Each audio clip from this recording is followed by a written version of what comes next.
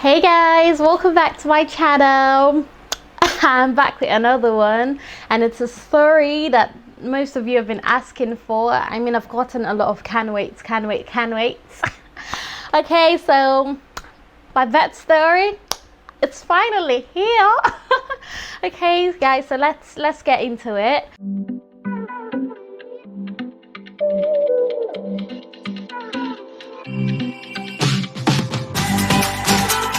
Most of you wouldn't know, but actually induced my labor. So I was tired of being pregnant, literally. I guess everyone gets tired of being pregnant, especially when you kind of get into the end, and it just becomes unbearable because you're heavy, stretch marks, all of that. You're like, can't take this anymore. So I was mainly trying to induce labor because of my stretch marks. Like each day that my baby was in there, I was literally stretching. Yeah, I mean, if you'd watched my what's it called again? Eternity later. I mean, if you'd watched my finding out I was pregnant video, I mentioned in there that I had stretch marks and all of that. So each day literally that my baby was in there, I was just stretching, and it was horrible. So yeah, I had to induce labor. So I'd induced labor 2 days prior, and I started getting contractions, but they were not heavy enough. So I had to try again, and I tried again, and yes, labor kicked in. So I tried at 10 p.m. and then I went to bed, and at 2 a.m. I woke up. I actually went to bed at 12 a.m. At 2 a.m. on the 16th of July, I woke up, and I was having contractions. They were quite mild, but they were noticeable as well. So I managed to sleep until 5 p.m. At 5 p.m. they got really unbearable, and I just had to wake up. So I was on my phone, listening to music. I just knew, oopsie, the day is here, because the contractions got very strong. And the day before, because I had induced labor 2 days before, I had contractions. I'd gone to Sainsbury's to get stuff, and on my way I had contractions, but then they were not strong enough, but they were quite strong. So I knew that my baby wasn't too far, and that was what made me go back home and re-induce labor. That's why I tried to re-induce labor, because obviously the process had worked. So if you're trying to induce labor, you're pregnant, just stay tuned, subscribe to my channel. I'm going to let you guys know how I induced labor. But just don't do it if your baby's not up to 39 weeks, please, for God's sake. Yeah, so I was listening to music, just on my phone, and until about 7 o'clock, when hubby woke up, and then I told him that today is the day our baby's coming. I've been having contractions since 2 a.m. but I managed to sleep through So I got on the phone with my mom at 7, and I was, we were chatting and stuff. Of course, I didn't tell her I was in labor. You know me, low key. But yeah, we're chatting and stuff, and I've already packed my hospital bag. So I just had to put everything in place, ready to take it down to the car. So I spoke with my mom on the phone for about 2 hours, and then I hung up, and then I went to have a shower and get ready. Actually, I wasn't going to the hospital because I'd moved outside London, and I didn't, for some reason, I actually didn't register with the hospital here, or move my details, until someone actually mentioned it to me. I didn't even know I was actually supposed to do that. I didn't think of it. So yeah, someone mentioned it to me. My husband's friend that had seen me pregnant, and she had given birth as well. So so she told me that it'd be better if I actually moved to my hospital here. So on that Monday, so I got into labor. I started labor on Thursday, the 16th. So on Monday, that was probably the 13th. I was supposed to have an appointment to move my hospital like at the hospital here, and you know, so they could like register me and stuff like that, and move all of, get my dates and you know, my baby book and all of that, and move everything. But I slept through my appointment, which is like totally weird. I have never done that in my life. Like, I'm so early to all of my appointments. So it was even hubby that told me in the evening, didn't you have an appointment today? And I'm like, oopsie. That means I literally forgot throughout the day until we were about to literally go to bed. So anyways, the next day I tried to like get ready to like go there, but you know, something called and I didn't go. So then they called me that Tuesday and then booked for Thursday. So when they called me, so when I got booked for Thursday, I was supposed to like go there. My appointment was at 1 o'clock. So anyways, I was totally, you know, I was in labor, but I wasn't in the active stage yet. So there's like an early labor stage, and then there's an active labor stage. So the early one is like when you're like maybe 0 to like 4 centimeters. So your active stage of labor starts when you're 4 centimeters dilated, and that's when the hospital actually takes you serious. If it's not up to 4, even if you're at 3, they don't take you serious, unfortunately. It is sad, it's horrible. I mean, you're in pain, but if you're not up to 4, they just air you basically. So I got to the place for my appointment. It was at a center, because of coronavirus and all of that. So the midwives just see us at like children's centers and all of that. So I got there, and you know, and then I had to wait because she was seeing someone. And then when it was my time, and I was like, just so you know, I'm in labor. And she looked at me like, you're joking. I'm like, I know. I know, I'm in labor. And then she was like, oh my God, she's panicking. Oh God, what are we gonna do? Stuff like that. And I was just looking at her like, it's actually not deep. Just do what you have to do. And so, you know, she took my dates, and then she called the hospital to let them know to like book a room for me and all of that, like to make sure that they actually knew I was coming, because I was in labor. And then she checked me. So I asked her to check me. So you know, I'm not just like waiting or stuff like that. I was just confused because basically, I mean, it was a first time thing. So I wasn't too sure how much dilated I was. I actually thought I would have gone far. I mean, given that I started labor at 2 a.m. in the morning and it was like 1 p.m. So that was literally 11 hours. And guys, guess what? I was only 2 centimeters dilated, and I'm looking, when she told me, I was in shock. I'm like, God, are you serious?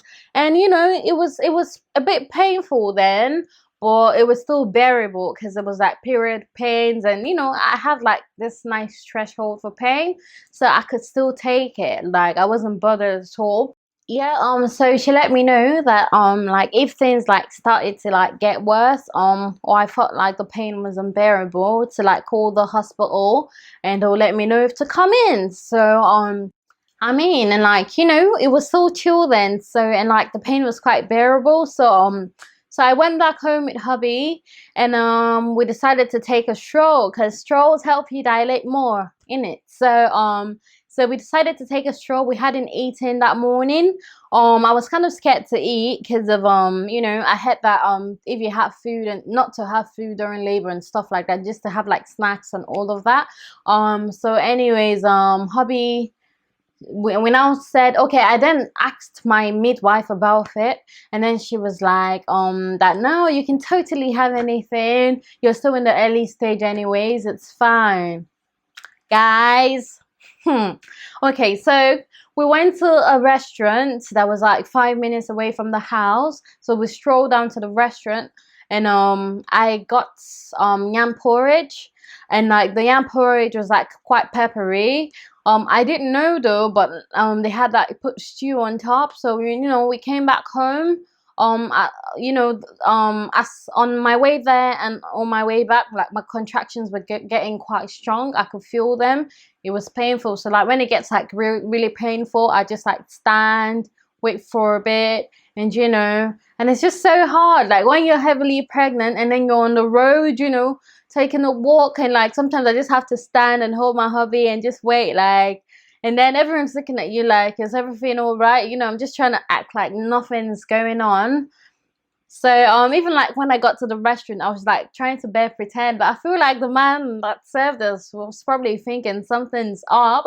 So we got back home. You know, I started having my yam porridge, and I don't know, I had like a few spoons of it, and all of a sudden, like, I feel like it was because of the papa, my contractions got so strong, and like I was feeling like really uncomfortable. Like I had a bad heartburn.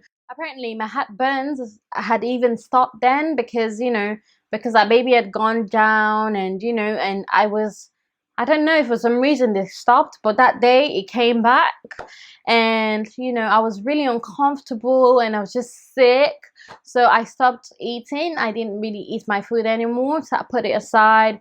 I went downstairs, and then when I was going downstairs, I told hubby to follow me, you know, so he could help me rub my back. And this man thought I was joking. He goes, oh, I'm still eating. Oh, can't you just go? I'll come meet you. I'm like, cool. I shall went, so I shall went. I was in pain, and okay. So, anyways, I went downstairs, and you know, I was lying down, and then the contractions. I don't know if it was because of the pepper. The contractions grew so strong. I started shouting, and then hubby literally rushed down, like, Shivi, you refuse to rub my back. And he hit me, you know, shouting like that. He rushed down, and then he was so scared, like. But then I feel like he was composed as well. Then he went to me, oh, called the hospital. And, you know, I was trying to still like code it in. And then the next one came in, Jesus Christ. Then my contractions were about 3 minutes apart. When I was at the hospital, at the center with the midwife, it was about 4 minutes apart. So then that was about an hour later. Anyways, hubby called the hospital, and then they like to us to come in, and that was around 4, I think. Yeah, so that was actually 2 hours. 2 hours, about 2 hours. So by the time, you know, we packed and everything settled, and you know, anyways, we got there for 5, and the hospital is 10 minutes anyways. I mean, I had basically packed, but I don't know, but I checked the time when we got to the hospital, and it was 5 o'clock. I mean, that's when shit gets real. I mean, like, guys, I don't know, maybe it's because I'm black, but or maybe because their shift was about to finish, but those midwives were like proper rude and nasty. But thank God the ones that actually delivered my baby were like the nicest midwives I've had throughout my pregnancy, you know, till that point. So you know, I got there, and because of COVID rules, obviously hubby couldn't go in, so he had to like go wait downstairs in the waiting area. Bless him. So you know, so I went into like the waiting room. I gave them my documents. I went into the waiting room, and then you know, I was in so much pain. And there was a lady there as well. Like, she came after, maybe 30 minutes after. Imagine you just waiting for so long. All they just tell you is, oh, they will come and see you.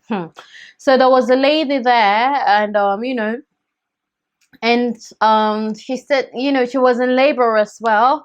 And then I was in labor as well, obviously, like we were both in the same room, and she was in pain as well. And you know, I asked her, I was like, oh, how long have you been in labor for? And then she goes to me that she's been in labor for a whole day, 24 hours, that it just hit 24 hours now, and she's only 1 cm dilated. And I was in labor for about 16 hours, and I was about 2 cm dilated. Actually, I was 3 cm, because then like they checked me after I told her. But yeah, and you know, she was still 1 cm dilated, and she was, you know, she was in pain, and they wouldn't give you anything. Like I said, they don't take you seriously until you're 4 cm dilated, guys, except you have like a complication, or like baby pulled in your belly or something. They're not taking you serious. You will bear that pain. Like, that's you know, the punishment you get for opening your legs up. I felt so sorry for her. Like, you know, when my contractions come, like, you know, I was shouting, but after she told me that she'd been in labor for 24 hours, and she was just 1 cm dilated. Like I reduced my tone because I was like, gosh, like I would have died, seriously. So anyways, before then they had seen me, and they checked me. So it was about around maybe around 7 o'clock that I met this woman. So I'd been at the hospital for 2 hours, and and they hadn't literally done anything. So about 2 hours, around 7, they checked me, and I was 3 cm dilated then. And then they went to me, or in my baby book I'd already put that I wanted to give birth in the birth center. So the birth center is where you give birth in if you have like literally no complications and an easygoing pregnancy throughout. Or if you did have some complications, then you would give it in the delivery ward. It's not up for discussion. But I had that leverage. But given that my hospital had been moved that exact day, they were like to me that, oh, we haven't got any space because you're booked last minute, da da da da da. And I'm like to them, but I said this so long ago that I wanted to give her in the birth center. I was really upset, but then I like prayed to God. I was like, God, please, like I really want to give her in the birth center, because like the birth center is like your own room. Then you get your own bath in there. You get your own space literally. And I'm that kind of person. Me and my privacy things. I don't like people in my space. So imagine me giving birth in like that small delivery ward, and then you can literally hear people in the next room shouting and all of that. It's just not worth it. So anyways, they were like to me that they can't give it to me and stuff like that. And then they said, oh, since you're 3 cm dilated, to go home. And then I was like, yeah, I'm gonna go home. Like, so luckily for me, 30 minutes later, they came back to me. They said to me that, oh, we can't let you go home because your baby is down, and we don't want you to like go into like active labor. We don't want your baby to come on your way home, or like you get home and then your baby is literally popping out and you can't make it to the hospital. God bless my baby. Like my baby actually made things a little bit easier for me.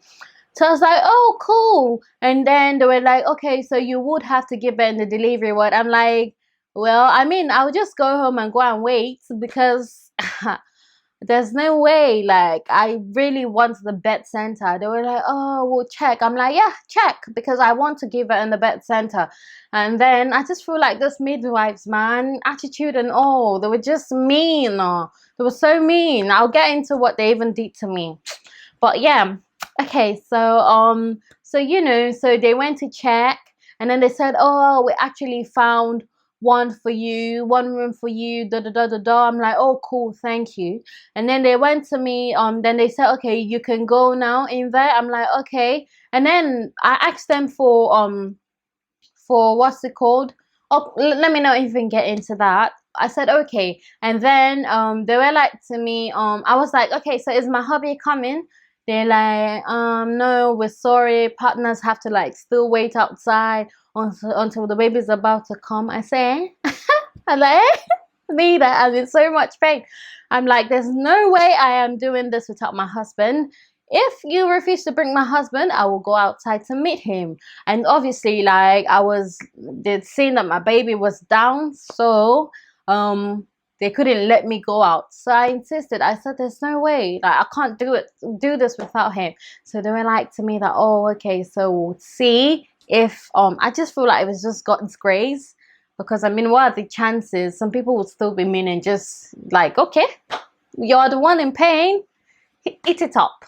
But yeah, so they let my hubby in.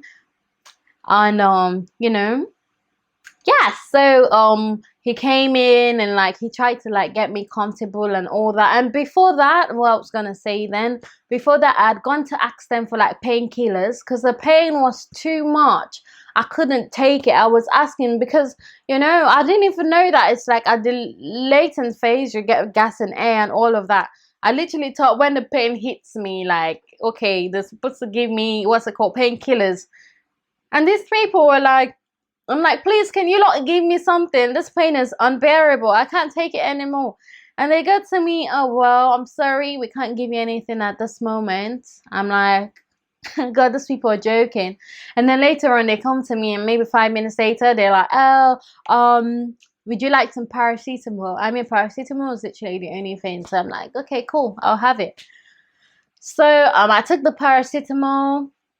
The first time in my life, paracetamol literally did nothing. So I went into the bathroom with my husband, and you know, I put on my music, my Christian music. I had like a playlist that I put my bed playlist, and it was just playing. I got comfortable. You know, the pain was. It was really, really terrible. So then they were like coming to check in on me like every 30 minutes. And like if I needed something, I'd like ring them. So they came to, they said that they will check on me again at 11 to see how far dilated I was. So given that at 7 o'clock, 7:30, 7 o'clock, I can't remember, I was about 3 centimeters dilated. So at 11 p.m. they came and checked, and I was 6 centimeters dilated. So that was like literally very good, because that was like 3 hours, 4 actually, about 3 hours 30 minutes to 4 hours, and I like moved on to 6 centimeters. So given thereabouts, so my active labor probably started about 3. Probably started at about maybe 8 or 9. So yeah, I would say my labor was about 5 to 6 hours. My actual active labor was about 5 to 6 hours long. So at 11 they came to check me, and then by then, oh God, guys, I didn't even tell you lot, I was vomiting. That yam porridge, you know, it never digested. It just stayed, you know, hooked in my chest. I was so uncomfortable. And then I started getting like proper nausea during labor. So I had to ask them for like a bowl. And then the pain was getting like proper intense at around 11. So when they came at 10, I think, when it came at like 10, I asked them to like run the bath for me so I could stay in the water. So I stayed in the water for about an hour, and then my water broke in the bath. Like there was this really big bath that I was in. My water broke in there. It was like a really creamy color. So when they came to check me at 11 p.m., they saw that I was 6 centimeters dilated, and you know, I was in like massive pain. It was horrible. And then I was like, maybe to like get a bigger bath so like I could move around, because the pain was too intense. And then the lady was like, oh, actually you could get gas and air now. So they brought the gas and air. I was in the bath. They said to run the bigger bath for me in another room, like a big pool. You know, the inflatable ones, like a way bigger one. So as they were running it, I was still in the bath. I started feeling sick. I feel like it was because of the temperature, because of the water was hot. Because it was only when the water was like, even when I showered, my water was like proper hot. Although the nurse like made it warm, but you know, like I just had to make it a bit hotter because I couldn't feel, it wasn't doing anything. So, and that was like before they brought gas and air. So like hubby had to like drain out that water, replace it for me.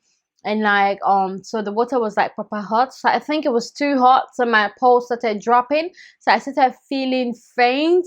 And then I said to hubby, oh my God, I actually think I'm going, like, well, going as in dying, because it literally felt like it, because I felt so faint. I was weak.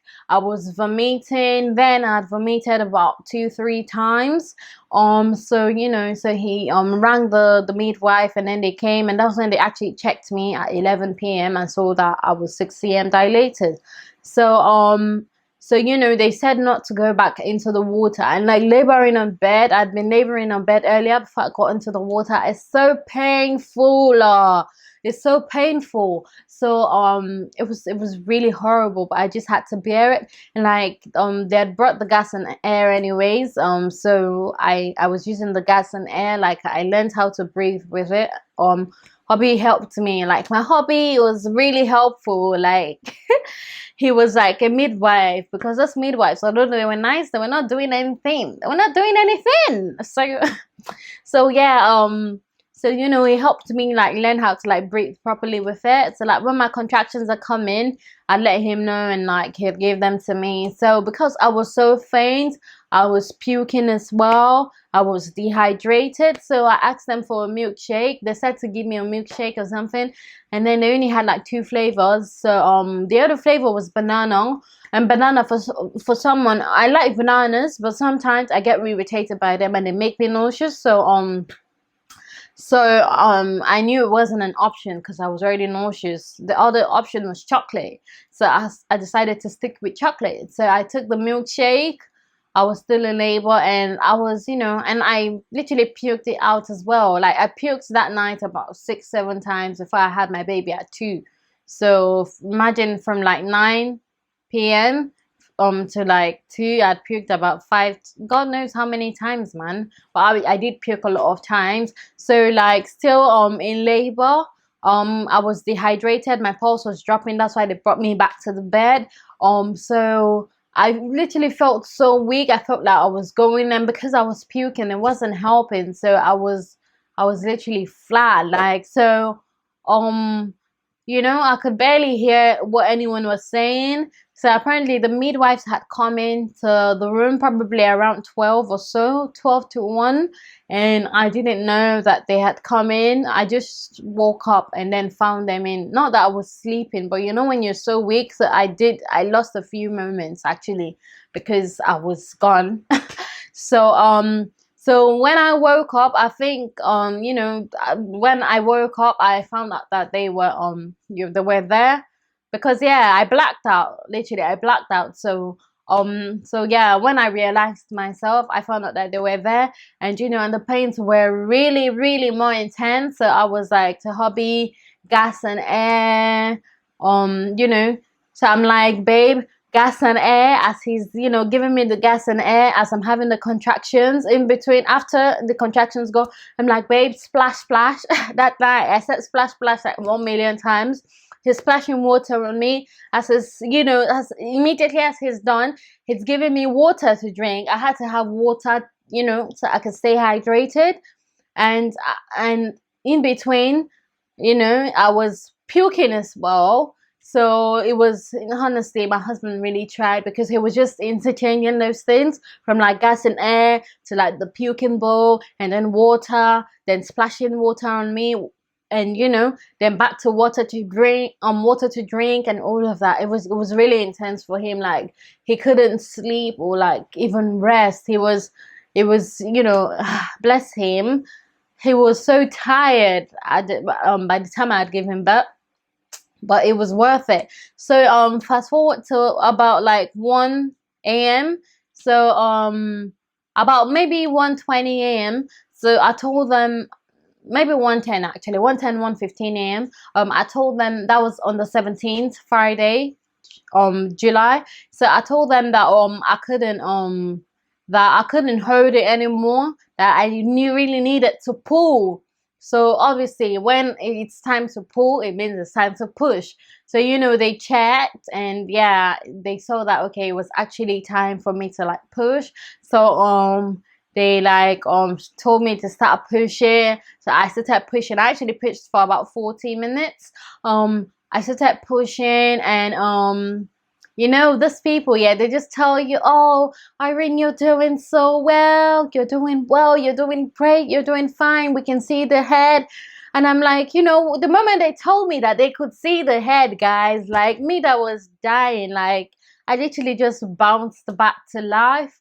Because 2 days prior, I'd had a dream, and in that dream, you know, I found out in that dream I'd given birth.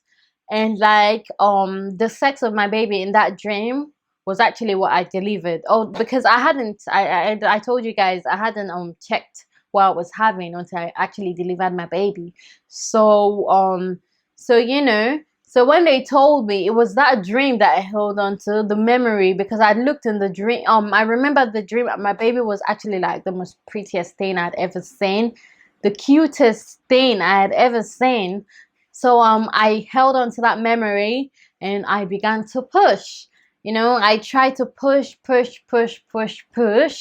and they told me, oh, we can see the head. When they told me they could see the head, that like even made me like start pushing stronger. Like my energy just came from nowhere, guys. Like for someone who had literally blacked out about an hour ago or something thereabouts, like energy just came from nowhere, and I was pushing so hard, like push.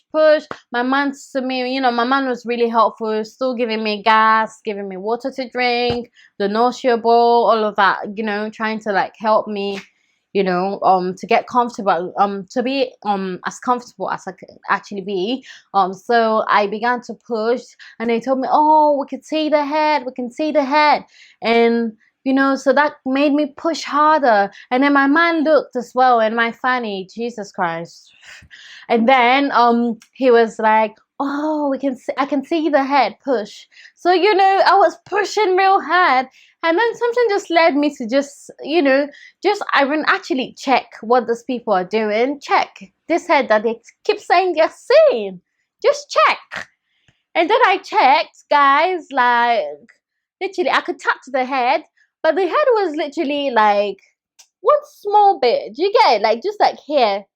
Like the whole head was inside. So what can you see? You can't see any head because this is literally all I could touch. I could feel like an edge like this, like my finger here. This is literally all I could feel. So I'm like, these people are playing with me. I mean, and then that just, you know, got me a bit disappointed.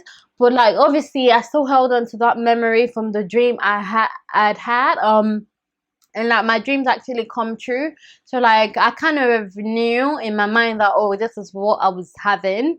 So anyways, you know, guys, so anyways, yeah, so I pushed for about 40 minutes, and finally my baby came out.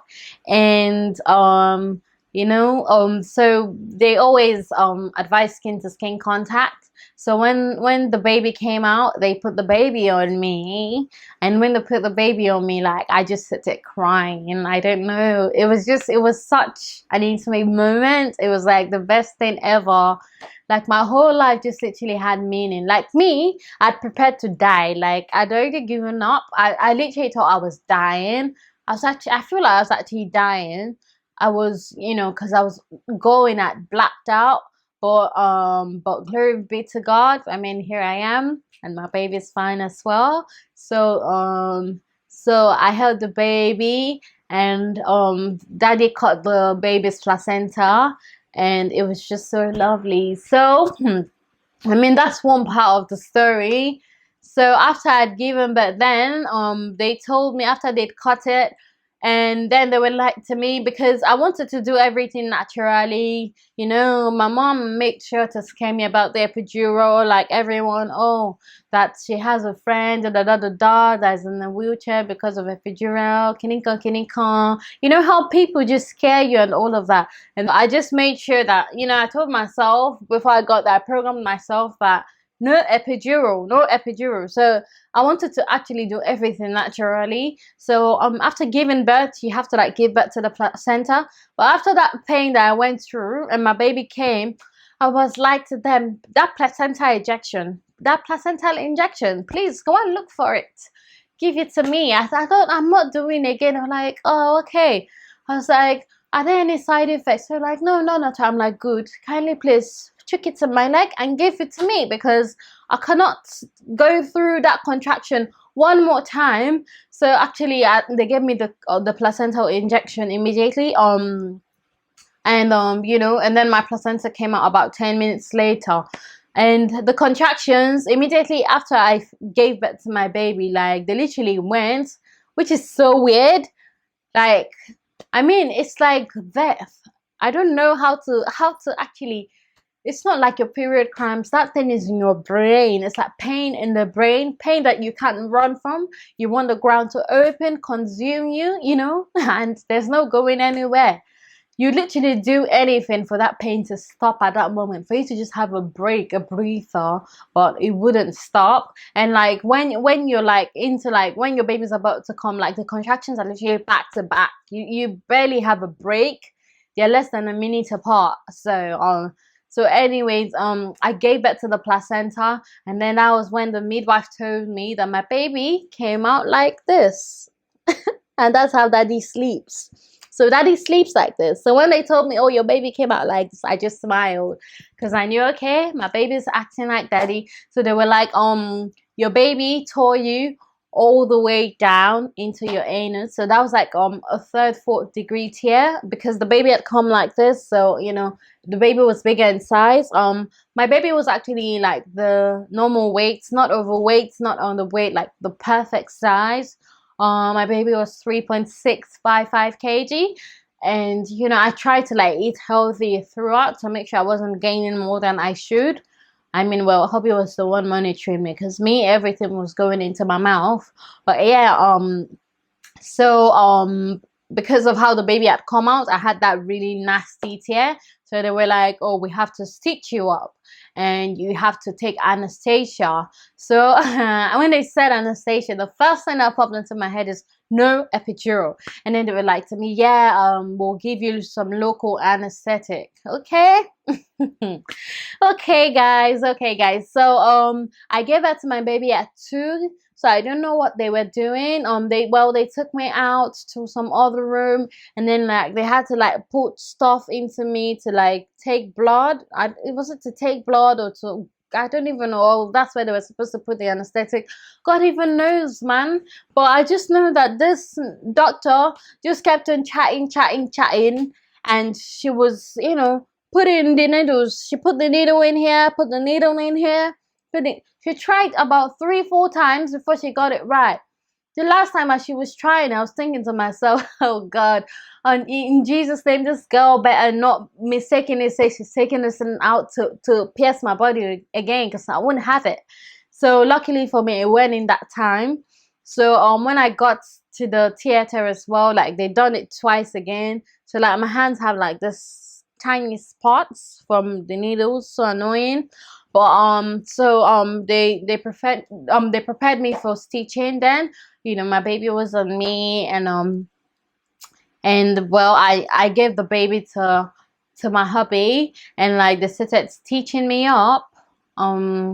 So yeah, so they stitched me up. They had to numb my legs with a local anesthesia, so I couldn't move my legs for about an hour. And then, you know, and then I asked for water, because throughout labor I really wanted cold water. I felt like that was the only thing that was going to help me like calm everything down. But they refused to give me cold water. They kept on giving me warm water. So annoying. But after giving birth, they allowed me like take cold water. So when they gave me the water, I was just drinking cold water like something else. So yeah, so after that, guys, that was when labor 2 started. Labor 2, that was like another phase of labor, guys. So given so around 6 we were done, and then they like took me to like the delivery ward to like stay there with like other mothers that like put to bed. And then hubby had to like leave, because once your lady gives birth, apparently you're supposed to leave. I don't even know if he was supposed to stay during my stitching, but they let him stay, which is quite sweet. And even my baby had fed around that time, around like 6. Immediately after my stitching, my baby had breastfed, and you know, and then we moved into the delivery ward. So I was there alone at around like 7:38, guys. Labor 2 started. My body started to itch. I mean, I'd read online about the anesthesia. I can't remember the name. If I actually remember, I'll put it on. Yeah, so my body started to itch, like proper itch me, and I was like, wow, like this is not happening. It started to itch me so bad that you know, I let them know I was itching, but I was bearing it. Like I have a high threshold for things like that, so I was bearing it. And you know, I was still like sucking it up. at 10 a.m. it got really nasty. I'm like to them, please can you get the doctor and let them know? And they're like, oh, don't let the doctor know. The doctor is having surgeries now. But once the doctor's done having surgeries, they will be with me. I'm like, okay, cool. And then at like 11, 12, they came for me and like, you know, helped me go have a shower. And like they stayed with my baby, so I was able to go have a shower. The shower I thought was gonna do was going to help. It didn't really help me. So I came back and then they gave me Piriton, because apparently Piriton helps for itching. It helps itching. I didn't know that, but it didn't do anything as well. They gave me Panadol and Piriton and it didn't do anything at all. So you know, still itchy. I was still trying to like hold it up. You know, I was I was on the phone to my mom and then on the phone to hubby, and like, yeah, so I was still trying, and you know, I was still happy and all of that, so I was still like not feeling the itching like that. And then even my baby literally slept from that 6 a.m. when the baby had fed all the way down till like 2, where I tried to wake the baby up. The baby didn't even like really wake up, so I was scared. I had to like call them a couple of times. So as my baby still sleeping, other babies in the delivery ward are crying. I even called my mom to report. I'm like, Mom, look, this is what's happening. Everyone's like, oh, it's normal, it's normal. But I was really scared because the remaining babies were feeding, crying, you know, happy. And my baby was just sleeping the whole day. So anyways, so at like 2, I couldn't bear the pain anymore. I am like to them. At 1, I told them to go check up on the doctor. They said doctor is still in operation and everything. Oh God. At like 2, I couldn't bear it anymore. I'm like, okay, these people didn't even know me. They don't know me. They don't know me, guys. So I started to cry. And then, you know, like when I started to cry, I rang the midwife, and then the midwife came. And then, you know, like me, I can be very extra. I knew that although I was crying, but I had to, you know, magnify my tears and act, because if I don't act, these people will not take me seriously and get the doctor, because, you know, they always like to do priorities, like see you in order of priorities. So I'd been itching since like 8 o'clock in the morning, you know, bearing it, but I couldn't actually take it anymore. But I feel like I could still take it a bit, but I just had to like cry. So I started crying. I'm like, oh my God, I can't take this anymore. I'm going to die. And you know, I just you know, role played some, you know, I role played and I cried, and you know, they were like, oh, we'll go get the doctor. 20 minutes later, was it 20? I mean 15 actually. 15 minutes later, the doctor showed up. So yeah, tears work, my lovelies. If you need something whilst you're in labor, cry. Yeah, so the doctor came and then he gave me some medication, like a blocker. So apparently the anesthesia was to stop the pain, yeah, whilst they were sewing me. So but then it led to itching. So what he had given me would reduce the itching but then bring back the pain. So he had given me a bit of like half of it. Like, so he gave me like a little dose, because if he had given me like a full dose, then the itching would have stopped, and like the pain, I would have literally felt the whole pain. So he did that. To be honest, he said I would start feeling some pain. I never even still felt any pain, like even till I got home. But the itching was still there, but it had reduced. So I stayed there till like 3. Till 5 actually. I told them I wanted to leave as soon as I felt better at 3, because I was itching. I knew that if I went home, something was going to be sorted out for me. So they're like, oh, you just gave that today, why not stay till tomorrow? At least I'm like, I need to go home today, because obviously my husband wasn't in the ward with me. So why would I even want to stay there, you know, for like the whole day, when family couldn't even get access to me? And like I had to ring the midwives every single time when I needed something, because I couldn't really, you know, move around as much as I wanted to as well in the first few hours, because of my legs were numb, so I couldn't move.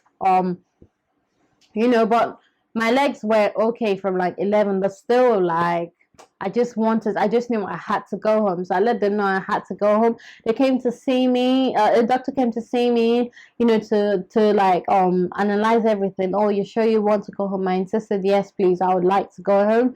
So, you know, they went to get ready and file my papers for like discharge and all of that. So my baby, I'd woken my baby up at 2, still sleeping, went back to bed at 4. They were like to me that, oh, you have to pee at 3, actually 3:30. They were like to me, oh, you have to pee. If you don't pee, you're not going to, we can't discharge you, unfortunately, and we have to establish that your baby is feeding well. Because I'd breastfed my baby at 6 a.m. and then tried to breastfeed at 2. The baby was still sleeping, not really feeding. And luckily, someone had told me to take, the same person that told me to move my hospital, had told me, a family friend, to take some Aptamil, some formula with me, just in case if breastfeeding wouldn't work. So I was like to them, oh, since they were like, you haven't established breastfeeding, I was like, don't worry, I will give my baby formula, but I need to go home. You know, they're just trying to look for reasons to make me stay. So they went and, you know, bought a feeding bottle, and I put the formula and prepared the formula for me. I put the formula inside and gave it to the baby. The baby ate. I was like, are you fine now? They're like, oh, but you have to pee. I said, no problem. Please get me some water. So they brought me water. I'd been drinking a bit of water during the day, like all day, but it was just literally a bit. So I was like, please, can you get me 2 jugs of water? I drank it there, and like 10 minutes later I went to pee, and like the bowl they gave me was really big, and I filled it up to the brim. Like it was literally moving like this, like it wanted to pour out. And then I dropped it on the table. Like, I'm so dramatic, guys. I dropped it on the table. I'm like, can I go home now, please? Like, I was just literally done. I'm like, why are you guys trying to keep me? I mean, it's my health. If I'm safe, if the doctor said my under is fine, and you know, and I can go home, why are you guys trying to keep me? So, anyways, so they said, okay, then we'll go discharge you. They went to go and get my papers ready. They wanted to spend the whole day on it. So anyways, I called hubby to let them know that, oh, I am being discharged now, to come get me and stuff like that. So he came to get me after they discharged me, and we went home. So when we got home, I was still itching. So yeah, so like my mom had come down to like take care of us and everything, and like she had to like use red oil. She was like, I should get in the bath, and like she put red oil all over my body, and she baited me with it. And guys, like the itching literally stopped. I'm not joking. Like traditional stuff is good, because with these people, yeah, they just spend the whole day itching, you know, still feeling uncomfortable and everything. They put red oil, it put out on my body, and the whole thing, the whole itching stopped. It was like a miracle. And I'm like, oh my God, I could have literally done this all day. I was like, thank God I insisted I wanted to come home. So yeah, guys, so you know, so we and the baby, we're all doing well. I know, guys, I don't know if you guys have noticed, now I wear bras. I used to be no bra gang, but but when I got home, and you know, it was too much for me, like in the first days, because the milk you have in the first days are different from the milk you have later on. They're like really thick. My breasts were big, and they were even bigger than this. They were so big, and it was just too much. My back was hurting, the weight was too much. I had to, like, my auntie was like to me, go and get a maternity bra, stop deceiving yourself. So I had to get one, and you know, and since I got like a few pairs of like maternity bras, they've been lifesavers. So I mean, for now, I'm just gonna be wearing them until later on when I'm no longer breastfeeding, and then I can go back to slaying. Yeah, so we've been doing well, you know, baby's alright, we're all alright. Yeah, so I'm going to be having my gender reveal now, guys. So, well, not right now, but yeah, moving on to that video. Cheers, I hope you enjoy it. Stay tuned.